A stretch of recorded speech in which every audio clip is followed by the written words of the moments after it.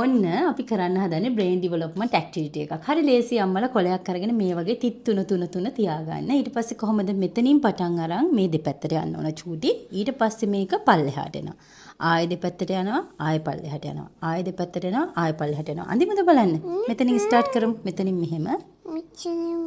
ඔව් එකට එක වෙලාවට අත් දෙකෙන්ම. very good. දැන් middle.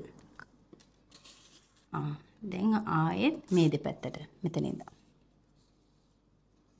ඔයාලට තේරෙනවද මේ බබාලා අත් දෙකම එකටනේ පාවිච්චි කරන්නේ? ඇසයි අත් දෙකයි සුදු මැණික මැදට.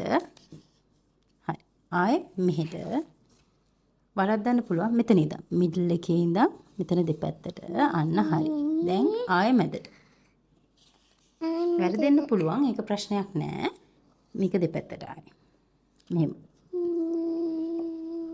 එයා මතක තියාගන්නවා රටාව පල්ලෙහා මැදට.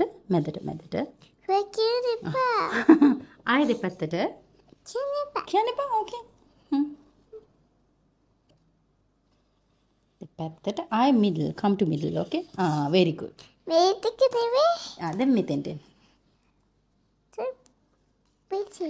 හරි. ඉතින් මෙන්න මේකත් මුලින් වරදින්න පුළුවන්. හැබැයි අපිට බබා වැරදුනොත් ඉතින් ආයේ ඒ වෙලෙම දෙන්න යන්න එපා. ආයේ පස්සේ ආයෙ කරන්න. ඉතින් මේකත් හොඳ brain development activity එකක්. බබාලාට යම් කිසි දෙයකට focus කරලා වැඩක් කරන්න අපි හුරු කරන්න ඕන චූටි කාලේ ඉඳන්ම.